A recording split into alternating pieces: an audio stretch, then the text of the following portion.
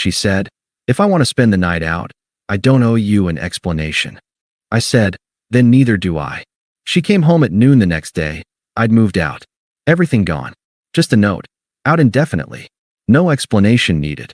Hey viewers, before we move on to the video, please make sure to subscribe to the channel and hit the like button if you want to see more stories like this. Thanks. The last thread finally snapped at 11:07 p.m. on a Thursday. I was on the couch, a book open but unread on my lap, the silence of the apartment a physical weight. The clock on the cable box ticked over. She'd said she'd be home by 10, after a quick drink with the team. Her key didn't scratch in the lock. My text from an hour ago, hey, everything okay? Sat unread. Then, the buzz of the intercom. I pressed the button. Yeah, it's me. Let me up. Her voice was already edged, a brittle energy crackling through the speaker. 2 minutes later, the door swung open. She didn't look like she'd come from a corporate drink. She looked like a storm barely contained. A little black dress I'd never seen, heels that meant business, her makeup sharper, redone. The scent of someone else's cigarette smoke clung to her jacket, overlaying the ghost of expensive gin. Hey, I said, keeping my voice level. How was it? Fine. The word was a door slammed in my face. She threw her clutch onto the kitchen counter, the clatter too loud in the quiet. I watched her pour a glass of water, her movements jerky. The worry I'd been stewing in began to curdle into something colder, clearer. You said 10. I got worried. A sigh, heavy with theatrical exasperation. It ran late. We lost track of time. Who's we? I asked. Maya and Chris from marketing? She stilled, her back to me. Just some people. You don't know them. A new chill settled in my stomach. For months, it had been like this. A gallery of people I didn't know. Vague plans that materialized last minute. Her phone, which used to light up with our silly memes, now forever face down, buzzing with notifications from contacts saved as single emojis. I tried to be understanding. Her promotion to junior brand manager 6 months ago had come with a new social circle. Louder, faster, perpetually angled for the perfect Instagram story. I told myself it was a phase, the excitement of a new world. I'd been the anchor. I cooked the meals she forgot to eat, listened to her vent about office politics, handled the dry cleaning, the bills, the quiet, mundane maintenance of a shared life. I was the safe harbor she'd once called me, kissing my forehead. The memory felt like an artifact from a different civilization. Look, I said, standing up. The book slid to the floor. I didn't pick it up. It's a weeknight. You're dressed for a club, not a post-work debrief. I'm not an idiot, Sarah. Just be straight with me. What's the plan? Are you going back out? She turned then, and the look on her face wasn't guilt or contrition. It was pure, undiluted annoyance, as if I were a fly buzzing around a prize she was trying to enjoy. Why does everything need to be an interrogation with you? Yes, Maya and some of the others are heading to Lux. I said I'd meet them. Now? It's past 11. So? What? I have a curfew. She laughed, a short, harsh sound. God, you're suffocating sometimes. The word landed like a physical blow. Suffocating. For waiting up. For caring. I took a slow breath, the icy clarity spreading from my core. I'm not trying to suffocate you. I just like to know you're safe. I'd tell you if I was going to be out all night. Well, maybe you should get a life of your own and you wouldn't be so obsessed with mine. She fired back, grabbing her clutch again, checking her reflection in the dark microwave door. That was her latest refrain. Get a life. My life, for 3 years, had been us. My friends had become our friends. My hobbies had flexed to fit our shared time. I'd seen it as building something. She now framed it as a personal failing. So, you're going to Lux, I stated, my voice flat. And you'll be back when? She whirled around, her eyes flashing. I don't know. When it's over. When I feel like coming home. She took a step toward me, not in intimacy, but in challenge. Look, let's get one thing crystal clear. I'm a grown woman. If I want to spend the night out, I don't owe you an explanation. Not to you. Not to anyone. This isn't a custody agreement. I'm not your child. The words hung in the air, toxic and final. They weren't just about tonight. They were a manifesto. They were the dismissal of every quiet worry, every gentle question, every shared responsibility, every silent promise that had built this home. They reduced 3 years of partnership to a prison guard and an inmate. I felt a strange, quiet click inside my head. The noise of anxiety, the hum of desperate love, the static of confusion, it all just stopped. A perfect, silent void opened up. In that void, there was only her statement, clean and sharp as a surgical blade. I looked at her, really looked, not at the woman I loved, but at the person standing in front of me, defiant, entitled, already halfway out a door I hadn't even realized was open. I didn't shout. I didn't plead. I didn't even feel angry. I just felt done. I nodded once. A small, accepting motion. "You're right," I said, my voice so calm it surprised even me. It was the sound of that internal void. "You don't." A flicker of triumph crossed her face. She'd won. She'd established her dominance. I met her eyes and delivered the corollary, the only logical response to her new rule of law. And then neither do I. She blinked, the triumph faltering, replaced by a flicker of confusion that quickly hardened into a sneer. She thought I was being petulant, throwing a childish comeback. She didn't hear the finality in it. "Whatever," she scoffed, rolling her eyes. She adjusted her dress, a queen dismissing a jester. "Don't wait up." And with that, she was gone. The door closed with a firm, definitive thud that echoed in the hollow apartment. Silence. Not the anxious silence of waiting, but the profound, echoing silence of absolute conclusion. I stood there for a full 5 minutes, just breathing in the silence. The ghost of her perfume and cigarette smoke still lingered. The echo of her words, "I don't owe you an explanation," replayed on a loop, but now it sounded less like an attack and more like a user manual. Instructions for disassembly. A strange energy, cold and purposeful, began to course through me. The grief was there, a vast, dark ocean waiting to pull me under, but for now, I was standing on an ice floe of pure focus. I had to move before the grief thawed and swallowed me. I walked to the bedroom we shared, our room. I looked at the king-sized bed, the mismatched nightstands, hers cluttered with skincare, mine with a book and a watch. The framed photo on her dresser from a trip to the coast 2 years ago, our faces wind-whipped and happy. It all looked like a museum exhibit. Life of a couple, circa when she still pretended. I didn't touch her things. They were no longer my concern. From the top shelf of the closet, I pulled down my old, sturdy suitcase and a set of moving boxes I'd kept from our last move. I started with my closet. Clothes, shoes, belts. Methodical, efficient. No hesitation. Each item folded or placed, not with sentimental care, but with the practicality of a soldier breaking camp. The suitcase filled with a week's worth of essentials. The boxes began to swallow my books, my vinyl records, the small toolbox my dad gave me, the framed diploma, the goofy ceramic mug I'd made in a college pottery class. Around 1 a.m., my phone buzzed. A text from her. "Maya's phone is dead, charging at the bar. Just so you don't send the cops. Having fun. Don't be mad." I read it. The old me would have felt a pang, would have texted back, "Please be safe." The new me saw only a notification, an update from a distant satellite that was losing signal. I didn't reply.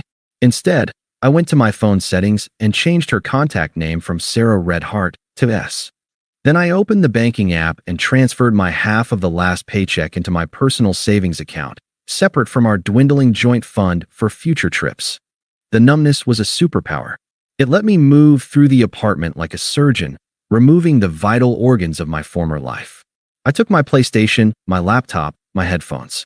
I left the TV we'd bought together, the fancy stand, the decorative pillows she'd obsessed over. I packed the good knives my mother gave us, but left the pots and pans. I was curating a new existence, not looting the old one. In the living room, I paused before the bookshelf. Our books were intermingled. Carefully, I slid mine out, leaving gaps on the shelves like missing teeth. Her trendy novels, self-help guides, and photography books stood alone, suddenly looking lonely and forlorn. By 4 a.m., the physical work was largely done. A stack of 4 boxes and my suitcase sat by the front door.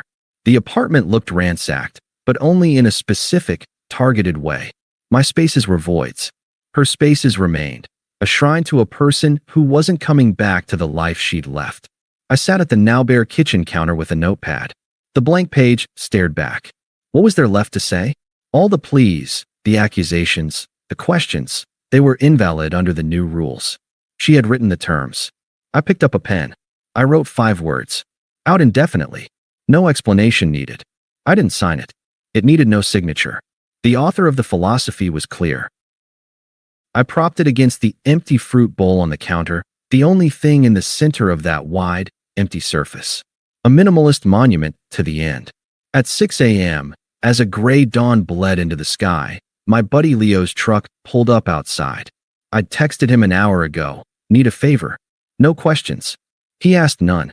He helped me load the boxes and suitcase into the back, his face grim but understanding. He clapped me on the shoulder as I locked the apartment door for the last time and dropped the key through the mail slot. "You okay, man?" he asked as we pulled away. I looked out the window at the sleeping city. "I will be," I said, and for the first time, I believed it. The new place was a furnished studio, smaller, brighter, overlooking a different street. It smelled of clean linen and possibility. Leo helped me haul my boxes inside. When he left, the silence returned, but this one was mine.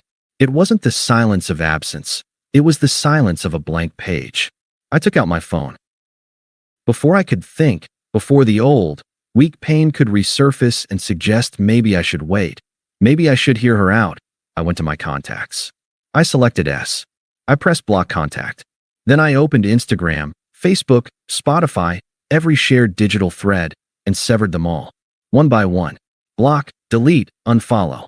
A digital vanishing. By 8 a.m., I was a ghost in the machine of her life. The man who waited up, who worried, who cooked, who asked for explanations. He had ceased to exist. All that remained in that old apartment were the echoes of her own words, and a note throwing them back, cold and exact. I sat on the floor of my new, empty studio, my back against a box of books, and watched the sun fully crest the buildings. I didn't cry. I just breathed. The game she had invented was over. I had simply chosen to stop playing and walked off the field without a word. The silence in the studio was a living thing. For the first 2 days, it was a deafening roar. I'd conditioned myself for 3 years to listen for a key in a lock, a text chime, the cadence of her footsteps. Now, there was only the hum of the mini fridge and the distant city noise, a white noise that meant nothing. I didn't turn on the TV. I let the silence press in until it stopped being an absence and became a presence. My own. I didn't break. I worked. I unpacked my boxes, placing books on the single shelf, hanging my clothes in the narrow closet. The sterility of the furnished space was a relief. There were no memories in the beige walls, no ghosts in the generic landscape print. It was a clean room in a mental hospital, and I was the sole patient, administering my own cure. The first week was a lesson in tectonic shifts. The instinct to text her a funny billboard, to ask what she wanted for dinner, was a phantom limb, aching and firing useless signals. Each time, I'd feel the impulse, pause, and then deliberately do something for myself. I'd go for a run until my lungs burned. I'd cook a single steak, eating it straight from the pan. I'd reread a chapter of a book I loved. I was retraining my brain's reward system, divorcing it from the chemical dependency of us. I expected a tsunami of emotion, rage, despair, a weeping breakdown on the thin studio carpet. It never came. Instead, there was a profound and unsettling calm. The grief was there, but it was a quiet, sedimentary layer beneath the active soil of my new life. I realized the worst of the mourning had happened in the final months, while I was still beside her, watching the woman I loved slowly replace herself with a stranger. The actual leaving was just a formality. My phone, now a quiet tool, told a story of its own. The first day, there was nothing. The void I'd created held. On the evening of the second day, my screen lit up with a call from an unknown number. I let it ring out. A voicemail notification appeared. I deleted it without listening. The rules were the rules. On the third day, 2 calls from the same unknown number, followed by a text from a different one. Unknown number, 10:14 p.m. This is Maya. Sarah is freaking out. What the hell did you do? Call her. I stared at the text. What the hell did you do? The framing was perfect. In their narrative, I was the active agent of chaos. Her declaration of independence, her night out, my quiet dissolution of our life. These were not causal links. My action was an unprovoked earthquake. I felt a flicker, not of anger, but of cold satisfaction. The first flying monkey had been deployed. I blocked the number. The true outline of her unraveling came in fragments, a puzzle assembled from stray data points. A week after I left, I logged into the shared cloud storage we'd used for bills, a task I'd always handled. I needed a PDF of our old lease. The most recent uploaded file wasn't a bill. It was a screenshot uploaded from her phone 4 days prior. It was a text conversation with someone saved as J-Fire. J-Fire, 12:03 p.m. last night was wild. LL, you good? Sarah, 12:15 p.m. I'm not good. My boyfriend moved out. He took everything. J-Fire, 12:17 p.m. Damn, that's deep. Sorry about that. Sarah, 12:20 p.m. Can I see you tonight? I really need to not be alone. J-Fire, 12:45 p.m. Hectic week, man. Swamped. Maybe next week? The exchange was dated the day after her night out. So, J-Fire was likely the destination. And now, with the drama turned real and messy instead of thrilling and secret, he was swamped. I downloaded the lease PDF and logged out of the cloud forever, a quiet archaeologist closing the tomb on my own past. The next data point came from Leo, who had a loose mutual friend with Sarah's circle. Ran into Tim at the gas station. Leo said over coffee, his voice careful. He said, well, he said Sarah's telling people you had a psychotic break. That you emptied the apartment in the middle of the night and vanished because you were jealous of her work friends. She's playing the victim card hard. I sipped my coffee. Let her. He also said that guy she's been seen with, some wannabe DJ or promoter or something, Jason. He's already over it. Apparently, he's got a reputation for chasing taken women for the sport. Once they're single, he loses interest. Tim said he saw Jason at a bar hitting on someone else last weekend, while Sarah was there with Maya, looking like a thundercloud. I nodded. It was a clinical confirmation.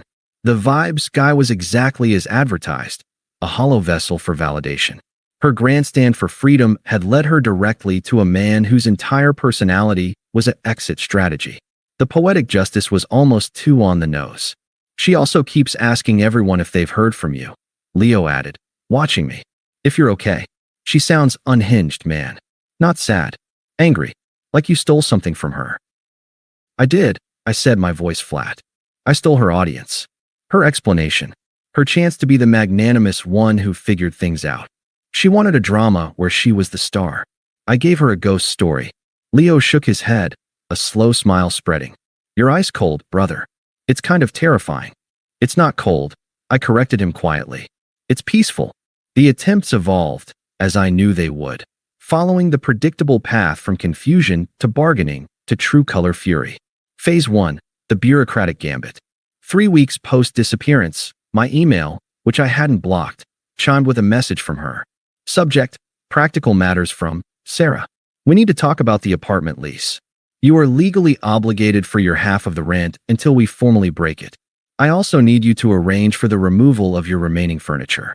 I cannot live like this. Please be an adult and contact me to settle these matters. I expect a response. It was perfectly framed. The aggrieved party, forced to deal with the irresponsible child. The tone was all clipped efficiency, trying to lure me onto the familiar battlefield of shared responsibility where she could regain leverage. She was speaking the language of the old world, not understanding it had been erased. I drafted a reply, not to her email, but to the property management company, CC&G her. I had researched this in my first week of silence. To whom it may concern, please be advised that as of date I left, I have vacated the premises at old address. My ex-partner, Sarah, last name, remains in residence. I hereby formally relinquish all claims and responsibilities under the lease, effective immediately. Any further communication regarding this property should be directed to Ms. last name. Attached is a copy of my government ID and a signed letter of relinquishment. Sincerely. I sent it. A minute later, her email address erupted into my inbox with a flurry of replies, all desperate to undo it. Do not accept this. This is not agreed. We need to discuss. The professional veneer had cracked in under 60 seconds. I set up a filter to send all emails from her address directly to a folder labeled Archive. I never opened it. Phase 2, the emotional ambush. A month in, the voicemail came. She must have borrowed a phone from a stranger or bought a burner. The number wasn't blocked. Her voice was thick, ragged, a performance of shattered glass. Hey, it's me. Please. Please just listen. I'm at the apartment and it's so empty. I can't sleep. I keep hearing the door and it's never you. What you did, it was so cruel. So final. I didn't mean it, okay? What I said. I was stressed. I was drunk. I was an idiot. He was nothing. A mistake. You were my everything. My real life. Please, I just need to hear your voice. I need you to tell me why. Why would you do this to us? To me? After everything? Just give me an explanation. One explanation. Please. The hypocrisy was a sublime work of art. I need an explanation. The very commodity she had declared obsolete. Her voice broke on a sob at the end. The old me would have felt his heart tear in two. The new me listened with the detached analysis of a linguist. The subtext was clear. My new source of validation vanished, and the old one is not responding. This is inconvenient and painful. Restore my supply. I saved the voicemail. Not out of sentiment, but as a benchmark. A before and after snapshot of her desperation. Then I deleted it and blocked the new number. Phase 3, the flying monkey attack. 2 days after the voicemail, my phone rang with a local number. I answered out of habit. Finally, a sharp female voice barked. Maya, do you have any idea what you've done? You have completely destroyed her. Hello, Maya, I said, my voice neutral. Don't you hello me. She's a wreck. She can't work, she's crying constantly. You ghosted her like a coward over one stupid fight. What is wrong with you? Real men talk things out. I waited a beat, letting her fury echo in the void. She established the rules of the relationship, I said, my tone conversational, as if explaining a simple math problem. I followed them. The discussion is over. There was a sputtering silence on the other end. What rules? What are you talking about? If I want to spend the night out, I don't owe you an explanation, I quoted verbatim. She was very clear. I applied the principle universally. It seems fair. You can't be serious. That's insane. You're twisting her words to justify abandoning her. I'm not justifying anything, I said, the calm in my voice now a weapon. I'm stating a fact. She drafted the policy. I enacted it. The result is her problem to manage, not mine. Please do not contact me again. I ended the call. Block that number too. The fortress of my peace was quiet once more. Phase 4, the public confrontation. The ambush came 8 weeks after I left. I was leaving the gym on a Saturday morning, sweat damp and pleasantly drained, headphones in. A figure stepped directly into my path. I looked up. It was Sarah, but a diminished, frayed version. Her hair was pulled back in a messy bun, her eyeshadow smudged as if from old tears, not a fresh application. She wore leggings and an oversized sweatshirt that belonged to someone. Maybe Jay Fire. Maybe just a souvenir from her newfound chaos. I pulled one headphone out. Excuse me, I said, making to step around her. You left me. The words were a raw accusation, hurled at me in the bright sunshine of the parking lot. You left everything. What? I stopped, looked at her. There was no love here, no fond memory. Just the person who had authored my pain, now standing in front of me demanding an invoice for it. I didn't leave you, I said, my voice even. I exercised a clause in our informal contract. The no explanation needed clause. You drafted it. Her face contorted, confusion and rage battling. That's not fair. That was in the moment. You're taking it out of context to punish me. No punishment. I shook my head slowly. Just precedent. You said it. I honored it. Now, if you'll excuse me. I moved to walk away. Her hand shot out, gripping my forearm. Her touch felt like a static shock, unpleasant and alien. Wait. You can't just, we have to talk. About the security deposit. About us. I looked down at her hand until she released it.